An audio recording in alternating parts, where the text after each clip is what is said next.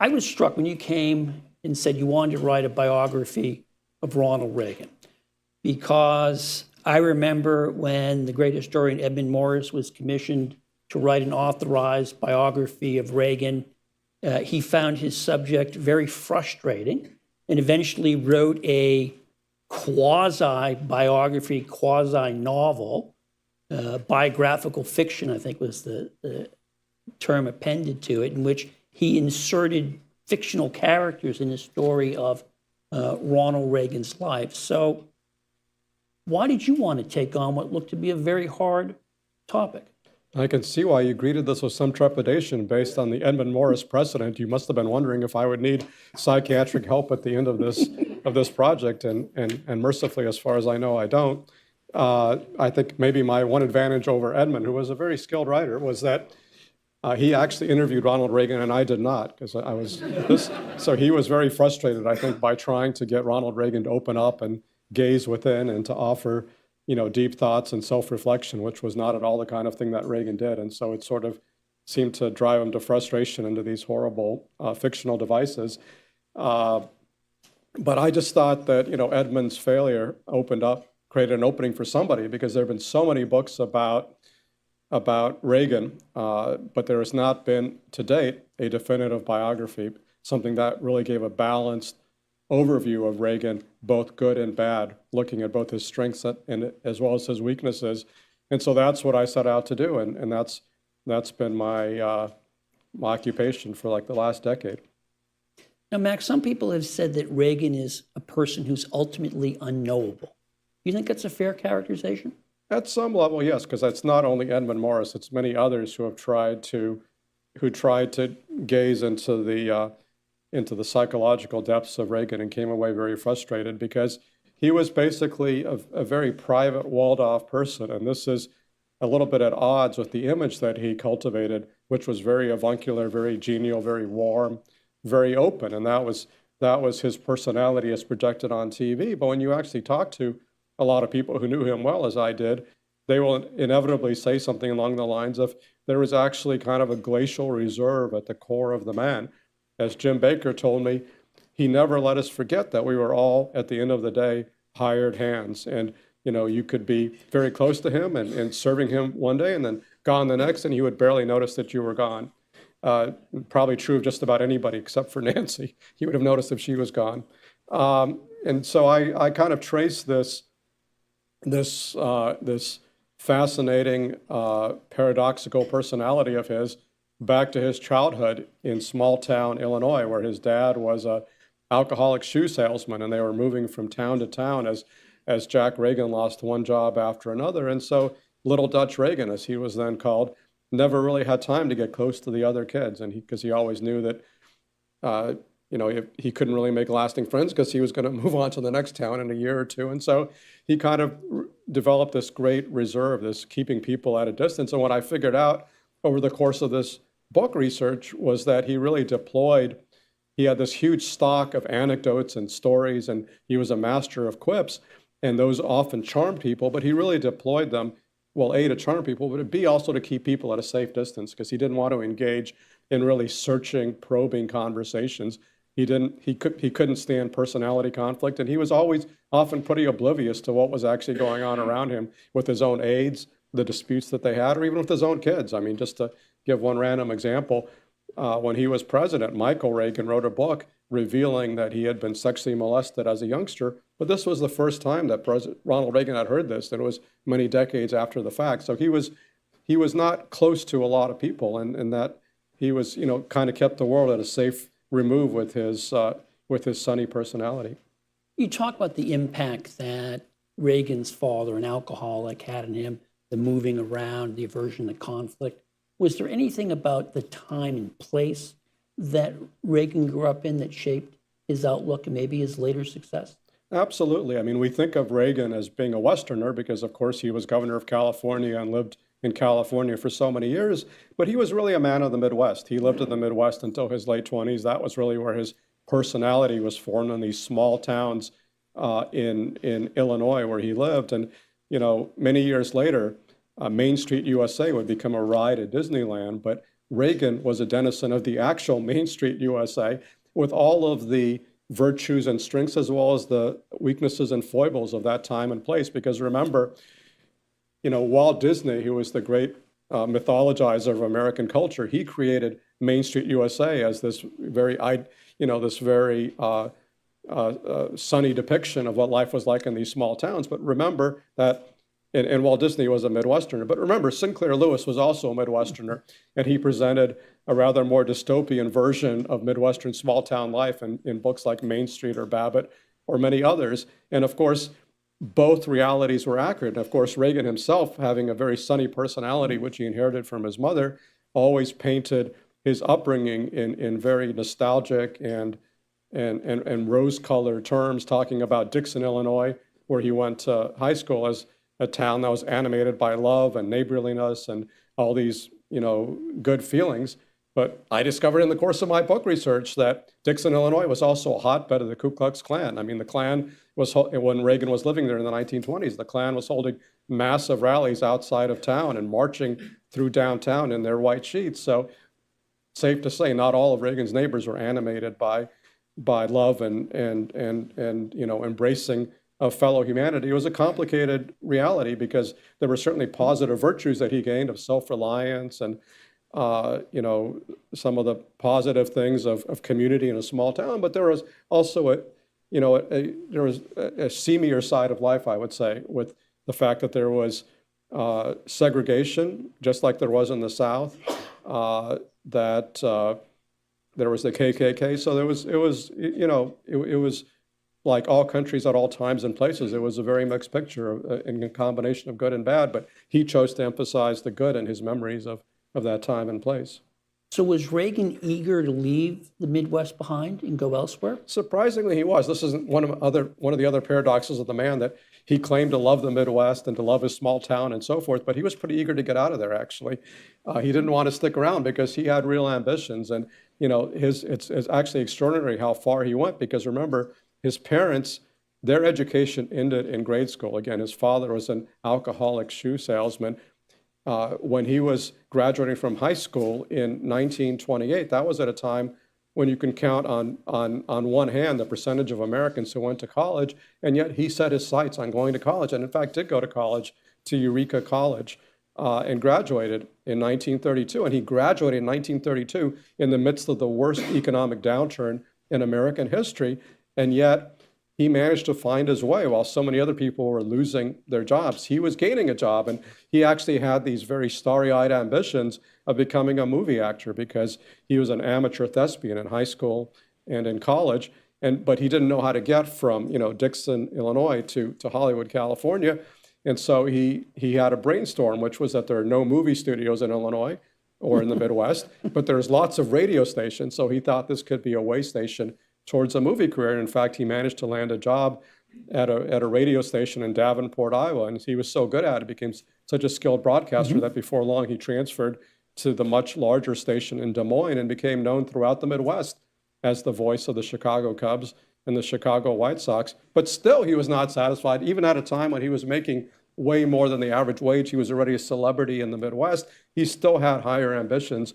And so one year, when the Chicago Cubs were doing spring training at Catalina Island off the coast of California, he accompanied them and then snuck away to do a screen test at Warner Brothers. And lo and behold, he was hired by Warner Brothers. So, this Matt he was kind of living a real life Horatio Alger story. And he was, he kept his ego firmly in check. It wasn't his, he always hid his ambition behind a carefully cultivated front of modesty, which was real as well. But there was a real ambition there. I mean, nobody goes from being the son of an alcoholic shoe salesman in Dixon, Illinois, to Hollywood star, governor, and president without a lot of drive to get them from one place to the other. So tell me a little bit about Reagan's Hollywood career. I mean, he was actually remade. They didn't want him using the name Dutch, changed his hairstyle. Yes. Well, this is the irony, is that, of course, the movie studios in those days were famous, for renaming their stars, right? So, it was Archibald Leach becomes Cary Grant and so forth and so on, many examples. the irony in Reagan's case was that they were trying to think of a good name for him, and they couldn't do that at a time, but they knew they didn't want to bill him in the movies as Dutch Reagan, which was the way he was billed on radio in the Midwest. And he said, well, how about Ronald Reagan? And so, huge irony. His given name. Hollywood actually gave him back his actual name. That was, nobody ever actually called him Ronald Reagan other than his mother until he was about the age of 27. He was always known as Dutch, but then thereafter he became, in Hollywood, he became known as Ron or Ronnie.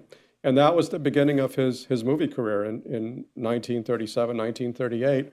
And initially, he started off doing B pictures. He was Brass Bancroft, T-Man, Treasury agent in these horrible movies, which I would not recommend renting. Really unwatchable. I mean, the special effects. Did you watch them? I did watch them, but I would not recommend. But only out of professional obligation.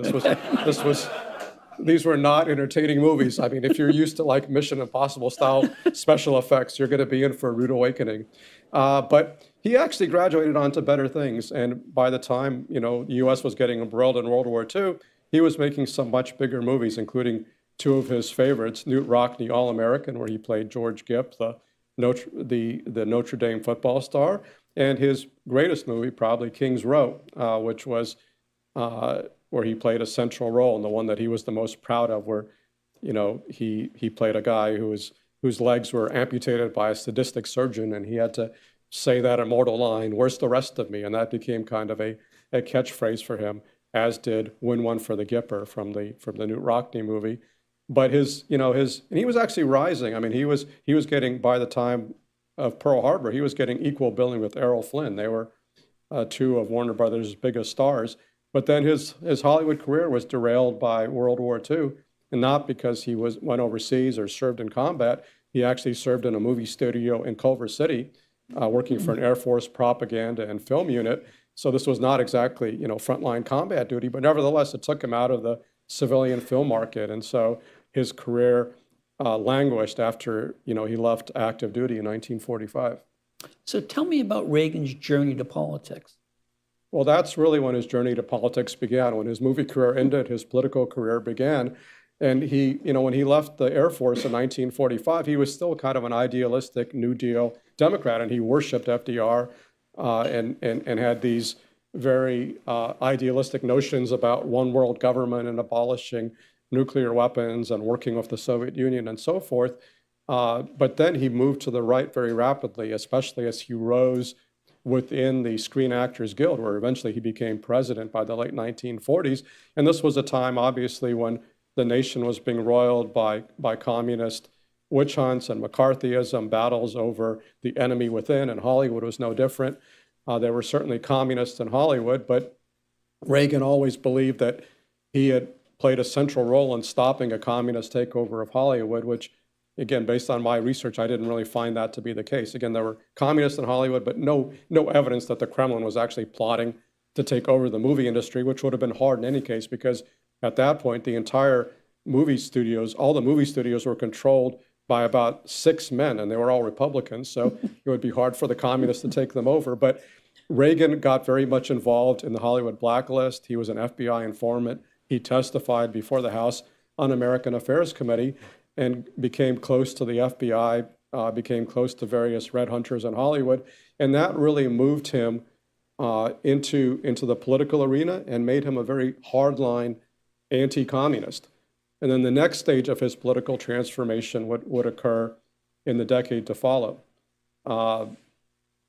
This is actually fascinating to unravel how Reagan went from New Deal Democrat to conservative Republican, because the explanation that he himself gave has very little explanatory value, because what he often said was, I didn't desert my party deserted me, to imply that he had been kind of a centrist or conservative all along, and all of a sudden the Democratic Party went off the far left end and he couldn't be part of that anymore, which might have made sense if you were converting to the Republican Party in like 1972, and he could say, I was disgusted by George McGovern and the hippies, but he converted to the Republican Party in the 1950s, an era when Sam Rayburn and Lyndon Johnson were the most powerful Democrats in Congress. Remember, in 1960, John F. Kennedy ran to Richard Nixon's right on national security policy. So it's pretty clear it wasn't the Democratic Party going to the left, it was Reagan going to the right. And the transformation really began with this, with this political battles in Hollywood, but it accelerated in the 1950s after the end of his film career, when his next job was working for General Electric. And he became one of only two men to ever host a nationally televised show before becoming president. I'll leave you to guess who the other one is. He became the host of General Electric Theater on CBS on Sunday nights, but he also went around the country giving speeches on behalf of GE at their plants and various civic organizations. And in those days, GE was a very right-wing company. For them, they actually thought it was a business imperative to embrace laissez-faire ideology because they saw this as an inoculation against labor unions and strikes, things that would cost them money. And so they proselytized their employees with a lot of right-wing literature, books, pamphlets, and all these other things.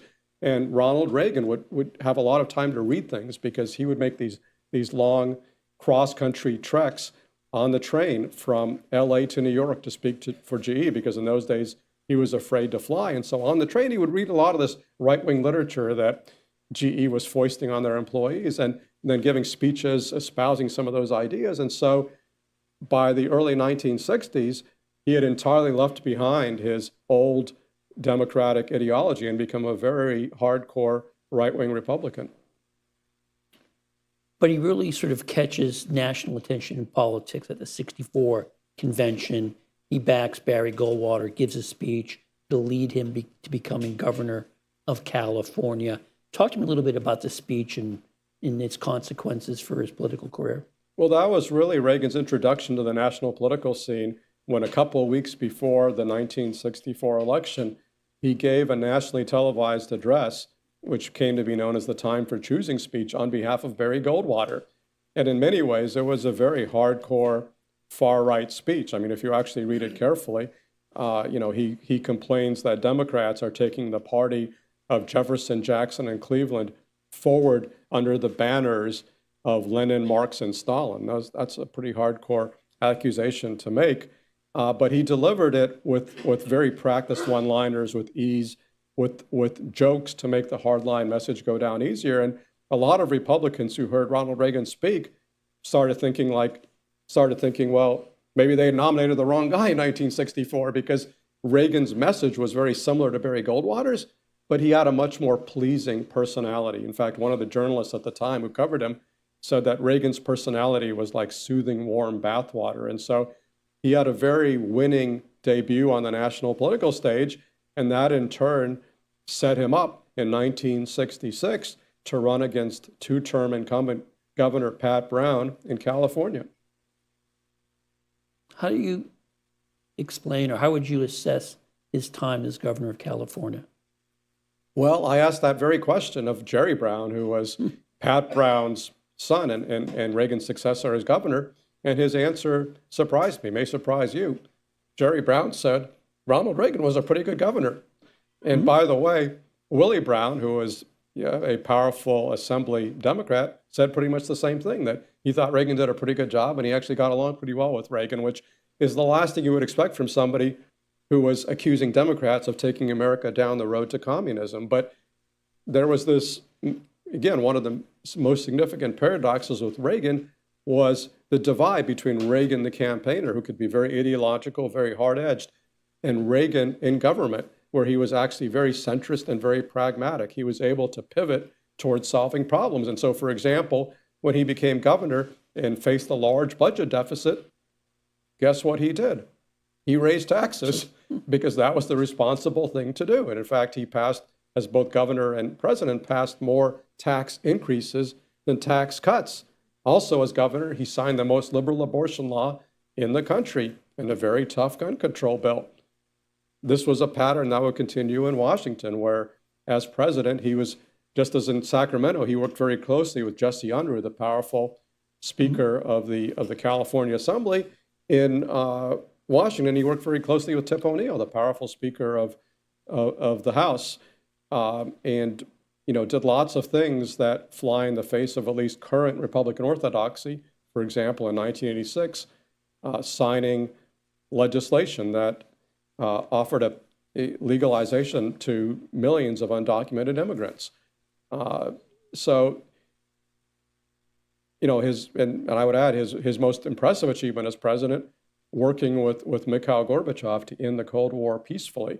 That is the last thing you would have expected from somebody who was involved in the Hollywood blacklist, who was involved in anti-communist witch hunts in Hollywood, who in his entire career identified as a strong anti-communist, and early in his presidency called the Soviet Union the evil empire. And yet, towards the twilight of his political career in his second term as president, he was working hand in glove with the world's leading communist to reduce tensions and reduce nuclear weapons. So that's really, I think, what made Reagan ultimately such a successful governor and president, was that he was able to put ideology aside and just get things done. Let's talk a bit more about his presidency. You've mentioned some of his successes. What is your overall assessment of Reagan's presidency? Well, I agree with the consensus of historians. There was a poll by C-SPAN of presidential historians a few years ago, which ranked him in the top 10, I think around 8 or 9. And I think that's a pretty fair assessment. I mean, his presidency certainly had major failures, and I go into those, and we can talk more about those if you like, including the fact that he ignored the AIDS pandemic.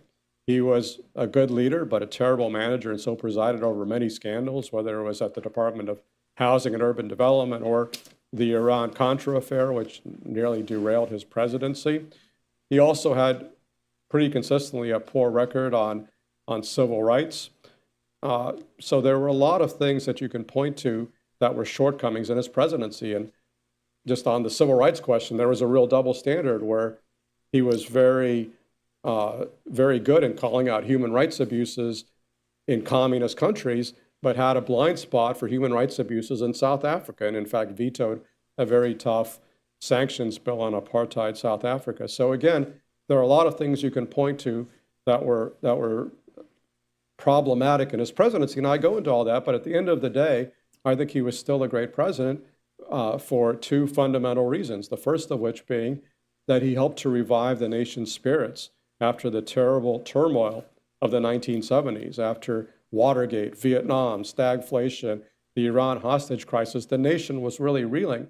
And there's been some reassessment in recent years of Jimmy Carter's presidency to suggest that he did a better job than people thought at the time.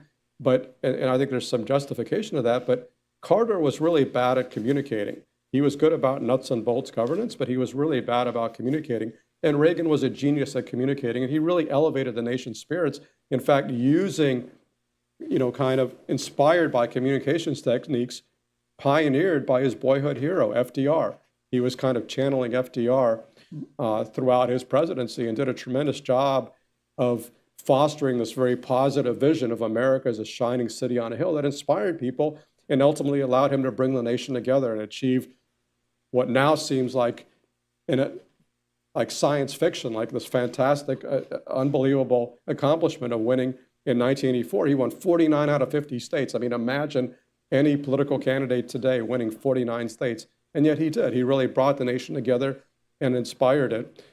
So that was one massive achievement. I think the other massive achievement, which I already alluded to briefly, was working with Gorbachev to peacefully end the Cold War, and that required a major pivot from a lifetime of anti-communist rhetoric, and in fact, a pivot from his first term where he did, he called out the evil empire, said that the Soviet Union communism was going to be consigned to the ash heap of history, launched the largest peacetime defense buildup in U.S. history, launched SDI, the Missile Defense Initiative, and during 1983, the United States and the Soviet Union probably came closer than at any point since the Cuban Missile Crisis to an actual war. We were actually blundering towards what could have been a disastrous nuclear war. But then after that, Reagan pulled away from the brink and realized that he had to diffuse tensions and work to avert Armageddon. And when Gorbachev came to power, he was able to do that finally. I would argue that his first term policy of the Soviet Union, his tough policy didn't bear a lot of fruit. His confrontations didn't really produce results. But his more conciliatory approach with Gorbachev, that paid off big time. And I think, as I argued in a Foreign Affairs article recently, I don't think it's accurate to say that Reagan ended the Cold War. I don't think it's accurate to say that his defense buildup bankrupted the Soviet Union. Just as an empirical matter, I don't think any of that is true. But I think what is true is that he had the wit to understand that Gorbachev was a different kind of communist leader, even though many, including his own cabinet, like Caspar Weinberger, the defense secretary, were saying, you can't trust this guy, he's just trying to snooker you. Reagan met Gorbachev in Geneva in 1985 and understood he could actually do business with him. And together, they helped to set our two nations on a trajectory towards the end of the Cold War. And I think that's ultimately a historic achievement for which he deserves some credit. I want to bring the rest of the room into the conversation. Before I do, I have one last question to ask you, and it's a question that you pose at the end of Reagan, his life in legend. And that is, does Donald Trump represent a repudiation of Ronald Reagan or a continuation? Well, at the risk of sounding overly academic, I would say yes. I think there is. I'm an academic, so. Yes, I think there is some element of truth in both statements. There is certainly massive differences between Reagan and Trump in both politics and personality. I mean, remember, Reagan was pro-trade, pro-immigration. He was pro-alliances, pro-NATO, pro-standing up to Russian aggression. It's hard to imagine him equivocating about supporting Ukraine, for example. He also had a very sunny, optimistic vision of the country, would never go around talking about America as a failing country. And yet, I mean, you can still see some continuities. I don't think that Trump necessarily came out of nowhere, and you can see the continuities with, Reagan's embrace of populism. And by the way, his campaign slogan in 1980, or one of them, was "Make America Great Again." So his embrace of populism, some of the white backlash politics that he practiced. He also had kind of a cavalier attitude towards factual accuracy. He didn't go around accusing, immigrants of eating pets, but he certainly had a lot of, faux quotes and kind of made up quotes that he employed, even when it was pointed out to them they were not, strictly speaking, factual.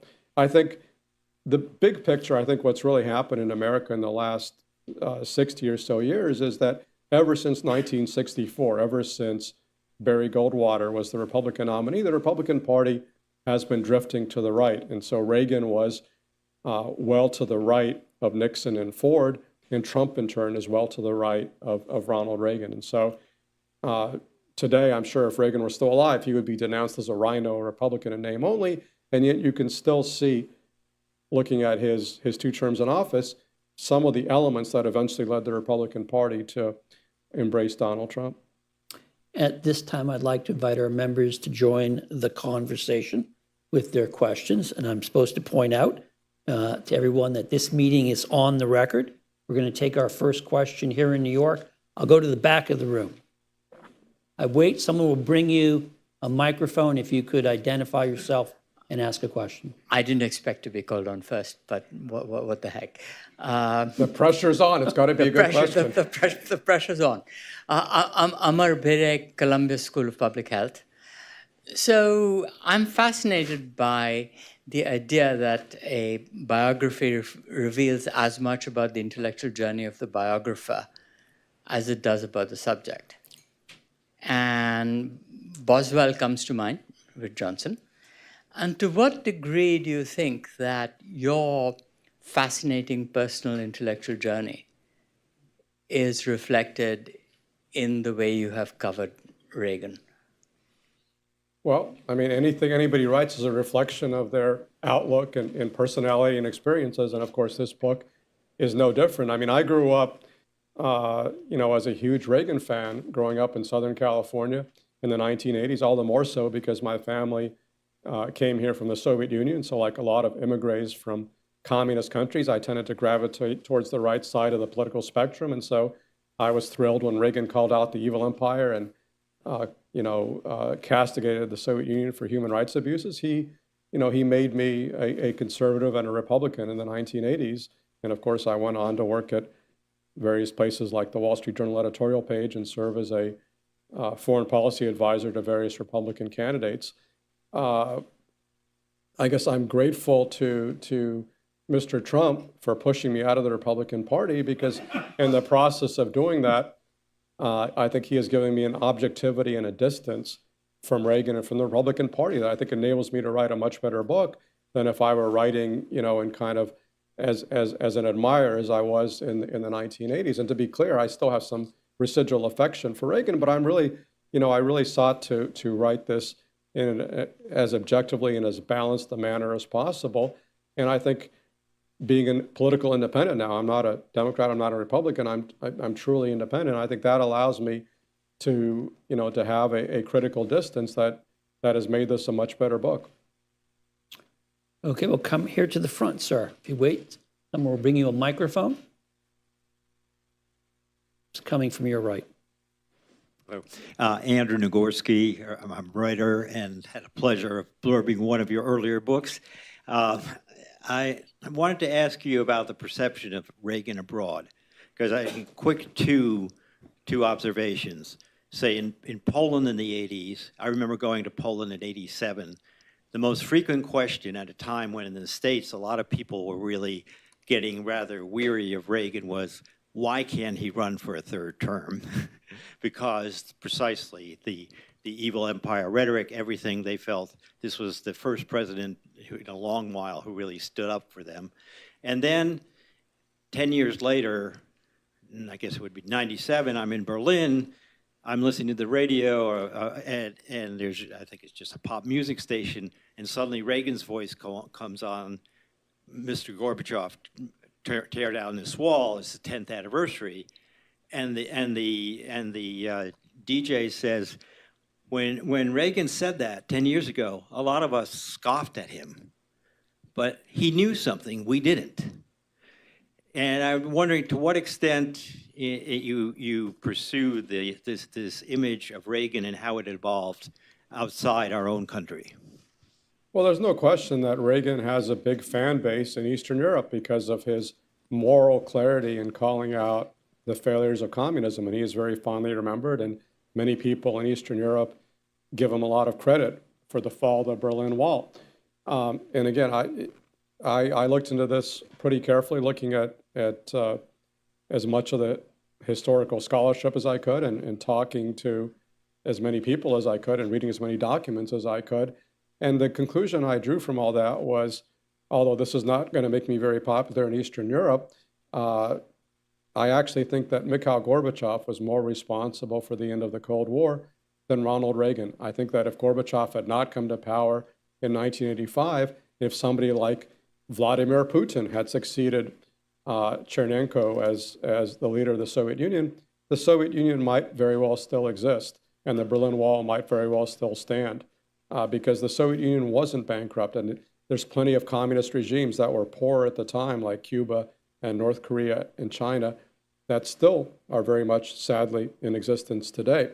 So I think Gorbachev was really the transformational figure because he was kind of that black swan, somebody who rose to the top of a dictatorial regime but lost faith in that dictatorship. And ultimately, I think what led to the collapse of the Soviet Union was the reforms that Gorbachev instituted, not that he wanted to lead to the dissolution of the USSR, but that was where the reforms inevitably led. And I think Gorbachev basically made a fundamental vow with himself that he wasn't going to use force to keep the Soviet Union together. And that's what enabled the fall of the Berlin Wall. That's why you had the Berlin Wall falling. You didn't have a Tiananmen Square massacre as occurred in China. So I think that was the key difference.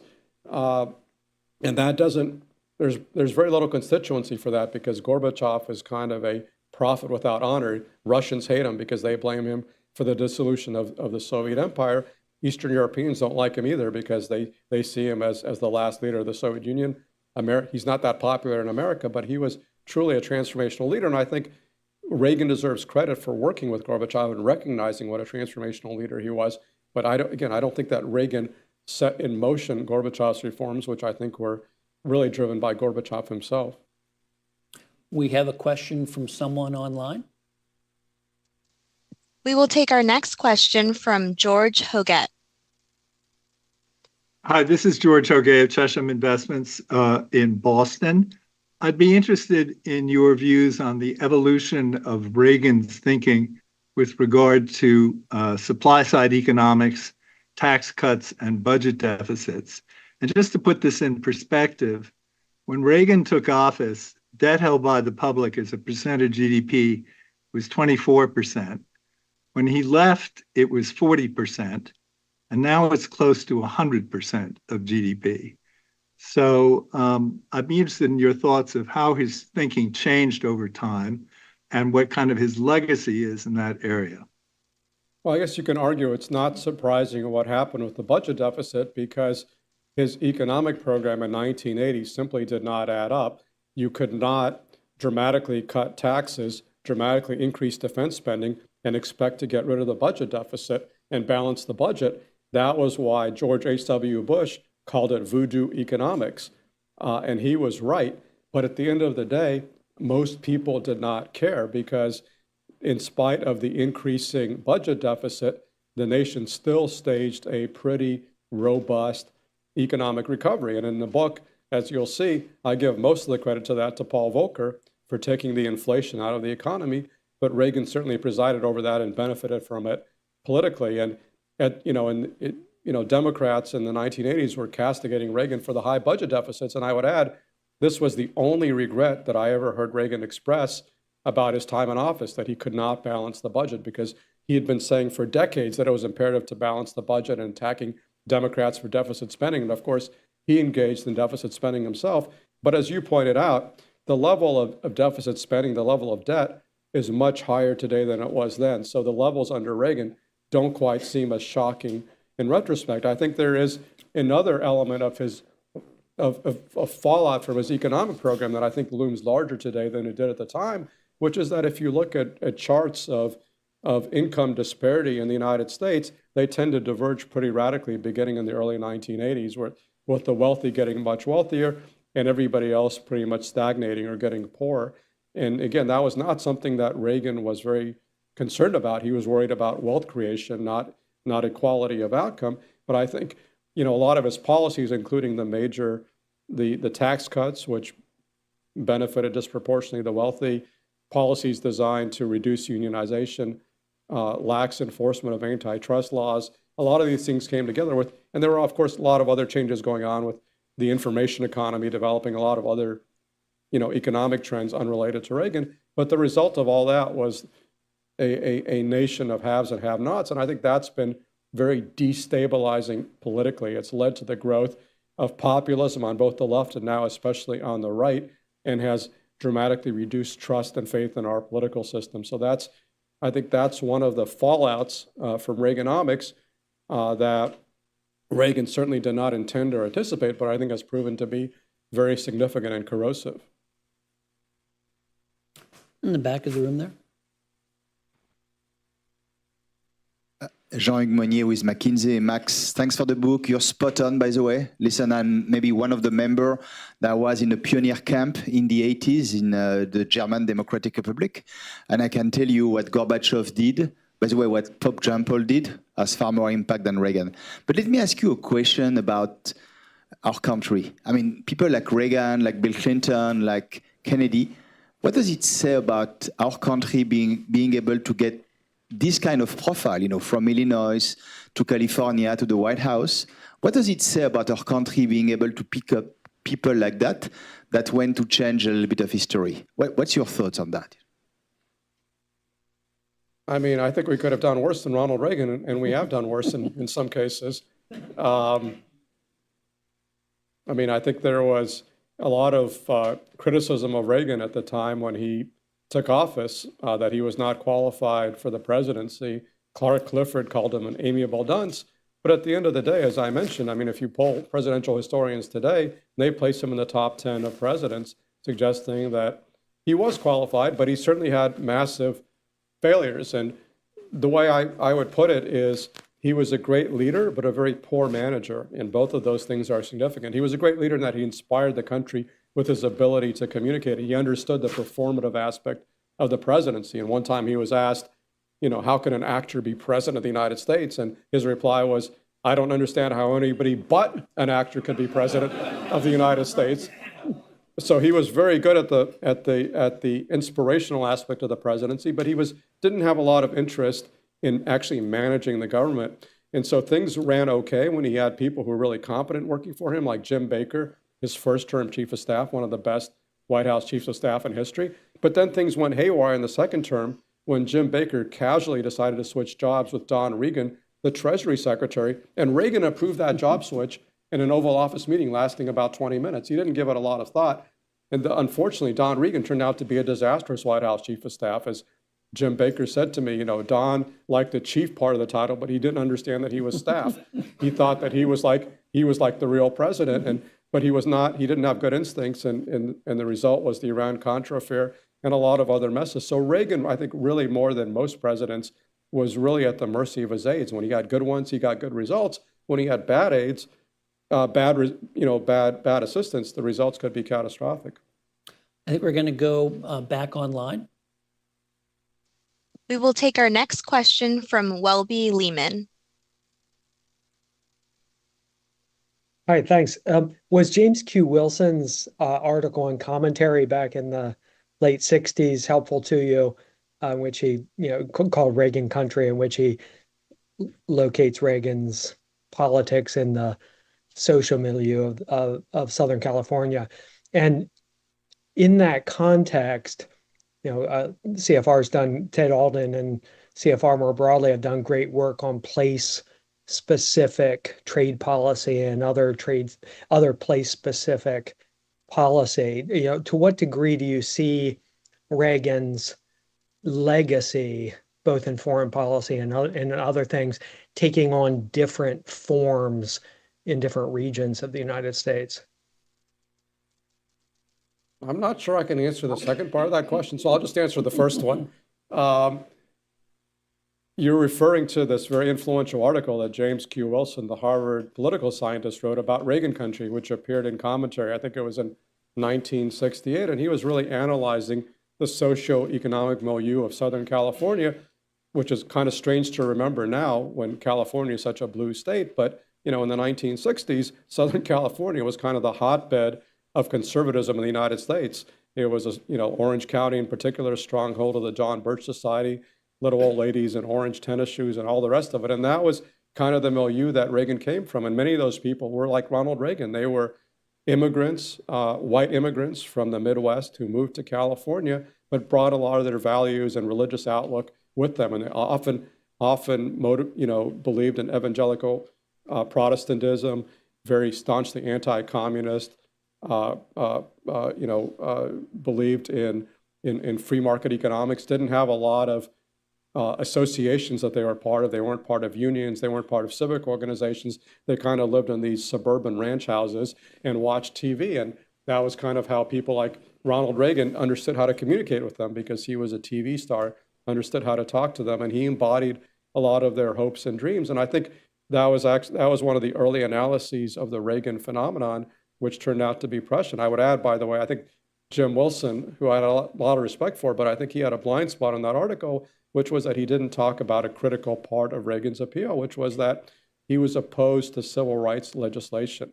That was a lot of the reason why white suburbanites were supporting him, because frankly, at the time, they were, this was the time, from the Watts riots in '65 on, and urban unrest in Newark and many other places, increasing crime levels. So there were a lot of, terrified white suburbanites who were worried about the consequences of a civil rights revolution and thought that crime was out of control, the country was going to hell in a handbasket, and Reagan kind of represented the forces of quote unquote law and order. And that was a key part of his appeal, which I don't think that Jim Wilson sufficiently emphasized. Yes. Thank you for this. It's made me think a lot. My name is Beth Hillman. I'm the president and CEO of the 9/11 Memorial and Museum. And last Wednesday, when I stood behind Mayor Bloomberg and President Biden, former President Trump and Vice President Harris shook hands, making me think about what might be possible ahead of us. But you already answered the question about what might happen with respect to having a poor manager in the White House and the impact in terms of empowering those aides. But you also mentioned that despite Reagan's inability to build strong relationships with many, he did have a strong relationship with his wife. Why? And what impact did that have on him?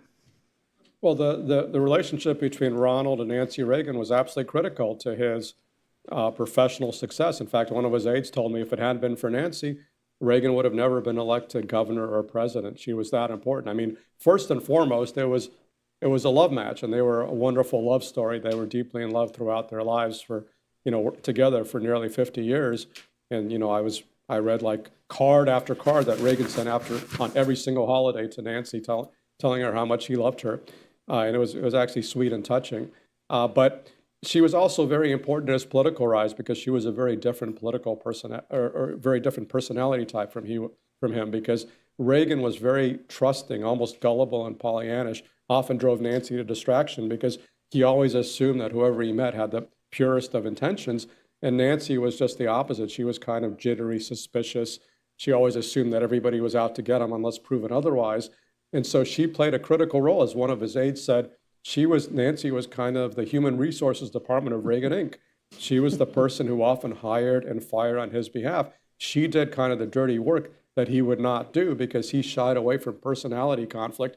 He didn't want to get into it with aides, whereas she would get in their face, confront them, and if they weren't getting the job done, she would get rid of them, including Don Regan, most famously as White House Chief of Staff. So he really needed somebody who was kind of tough and served kind of that enforcer role, and she did, and she was a very valuable political helpmate to him. Jonathan?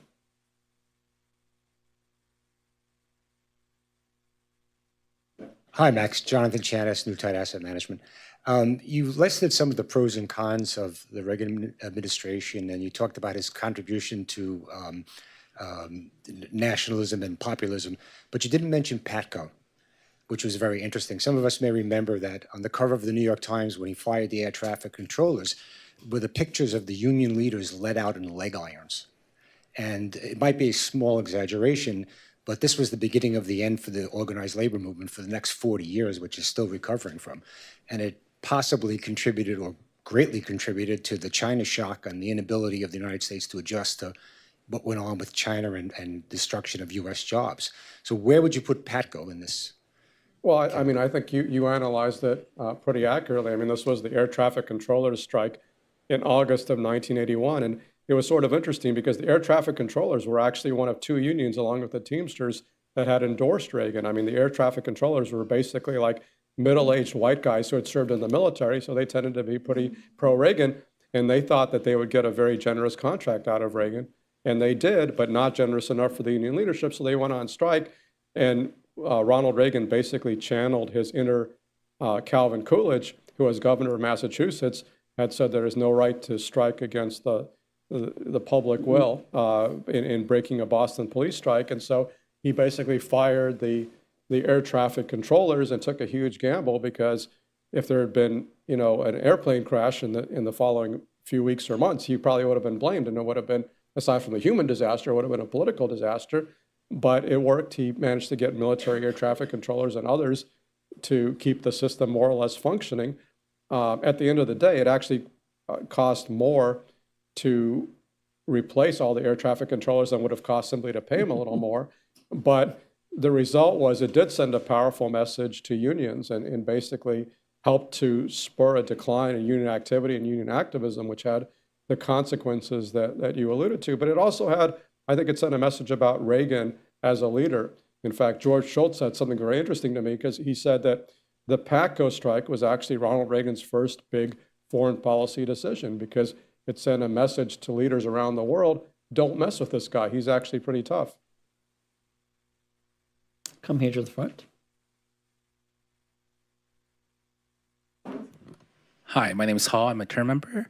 I did not grow up in the U.S. I grew up in this mighty country called Canada, and it always fascinates me, the religiosity in the U.S., which is clearly a primary faction to the current Republican Party. Can you please speak to the Ronald Reagan's religiosity, how the Republican right emerged when he was president, and what was his relationship and how did he shape their growth to today's time? Thank you. Well, Ronald Reagan grew up in a pretty religious environment. His father was not particularly religious. He was a Catholic, but his mother was very religious. She was Disciples of Christ, which was a Protestant denomination, and she certainly brought up Reagan with strong religious convictions. He did not wear his religion on his sleeve. He did not talk a lot about the Almighty. As president, he didn't even go to church very often, because he said it would inconvenience the churchgoers if he showed up there with his Secret Service detail. or Stu Spencer, who was his political consultant since 1966, Stu told me, you know, Reagan really just liked to read the funnies on Sunday morning. He didn't want to go to church. And he did not, you know, he did not make a huge investment in social issues. You know, he opposed abortion and expressed regret for having signed a very liberal abortion law in California, but he really didn't do much about it. One of his aides, I was talking to one of his aides about this, and this aide was saying to him, you know, Mr. President, you say that you're horrified by all these abortions, but why don't you do something to, you know, to illegalize abortion? And Reagan's reply was, you know, politics is the art of the possible, and I just have to focus on areas where I can get things done, and that's just not my priority. And he didn't make it a priority, but he did make certainly common cause with the moral majority and other Christian right groups, and certainly, you know, used them to win the 1980 election and to win re-election in 1984, and helped to bring them into the Republican mainstream. But he certainly, I would say, in part because he had a lot of aides around him who were very wary of these groups, he kept them, I would say, at an arm's length remove, which is obviously no longer the case in the Republican Party. We'll go back there to, I guess, my right. Yep. Thank you. Cynthia Roberts. Max, thank you for this book, which I'm looking forward to reading. I haven't read yet. The idea of Gorbachev being more forceful in changing history than Reagan on that question is pretty well established now. But one of the puzzles that really remains in their engagement is at Reykjavik and Reagan's attitudes towards nuclear weapons and nuclear war. And did you discover anything that helps us explain, beyond the films he watched, apparently, his transformation at the horror that nuclear war could do, the impact of an all-out Armageddon? Thanks. Well, I think, you know, Reagan, he was not a systematic thinker. He was really moved by anecdotes and by stories. And in dealing with the Soviet Union, he had kind of two competing impulses, one of which was horror at Soviet human rights abuses. And he would meet with Soviet dissidents and call for dissidents to be let out of prison. But his other impulse was horror of the prospect of nuclear war. And I think he was very influenced early in his presidency when he participated in a war game where he saw much of the United States incinerated in a nuclear strike. And, you know, even after he was shot in 1981, and he survived, of course, very close to death, but he survived, he thought that that was a message from the Almighty. This goes back to your earlier question about his religiosity. He thought that his surviving the shooting was a message from the Almighty, that it was his obligation to do something to reduce the risk of nuclear Armageddon. And I think then there was, another moment in 1983 when there were several points where the U.S. and the Soviet Union came close to nuclear war. There were concerns that the Soviets misinterpreted a NATO war game called Able Archer as a cover for a preemptive strike on the Soviet Union, and were actually mobilizing their nuclear arsenals. And it's unclear exactly when Reagan found this out, but certainly by early 1984, he was giving a very conciliatory speech, the Ivan and Anya speech, in which he was talking about how much ordinary Soviets and ordinary Americans had in common in trying to damp down the risk of nuclear war. And this really became more and more of an obsession for him. But the interesting thing is, of course, that he opposed the nuclear freeze movement. And so when he opposed the nuclear freeze movement, a lot of folks on the left assumed it was because he was this evil warmonger. The reality, which almost nobody realized at the time, was one of the reasons he opposed, well, there were two reasons he opposed the nuclear freeze movement. One is that it was unilateral. It didn't involve a freeze of the Soviet nuclear arsenal. But the other reason was he didn't think that the nuclear freeze movement went far enough. He actually wanted to abolish nuclear weapons, not just freeze them at the current levels.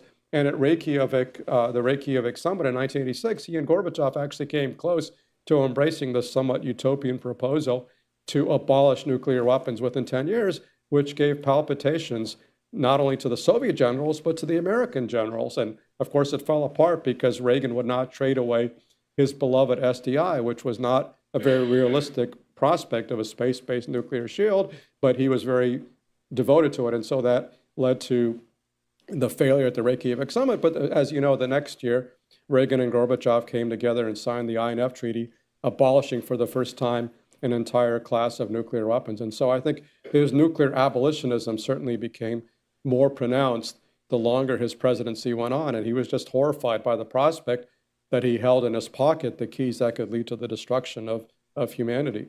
欢迎来到六度解析新闻背后的多维思考，带你洞悉头条背后的世界。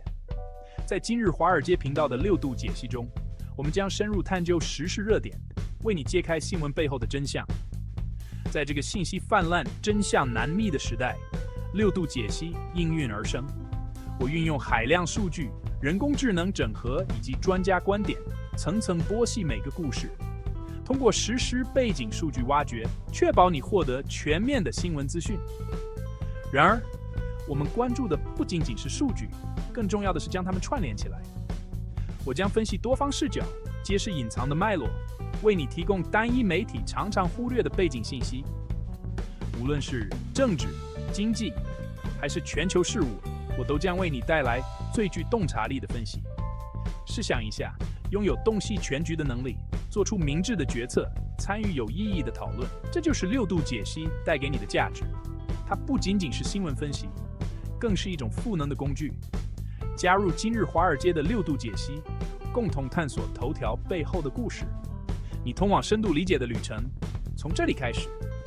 不要只是阅读新闻，要解码新闻，理解新闻，活出新闻。这一切尽在六度解析。立即订阅，不错过任何真知灼见。因为了解真相仅仅是个开始。